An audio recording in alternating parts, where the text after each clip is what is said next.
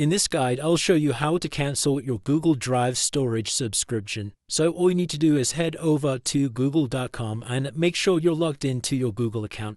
Then we're going to click on our profile icon in the top right hand side, select Manage Your Account, and from the left come down to Payments and Subscriptions. Scroll down once again until you come to the Subscriptions tab. And then from here, we're just going to select Manage Subscriptions. Here you'll find all of the subscriptions that you have with Google. So just select Google One from the list. So as you can see, I'm currently paying £2.49 a month for 200 gigabytes of storage. So to cancel this, we just scroll all the way down to the bottom and select Cancel Subscription. Select why you want to cancel or just press Decline to answer and hit Continue. And as you can see, you'll have your additional storage up until the expiry date. And then from this date here, it will be cancelled. So go ahead and press Cancel Subscription. And congratulations, you have now successfully cancelled your subscription. And it's as simple as that, guys. If you did find this video helpful, then please consider dropping a like and subscribing. Until next time.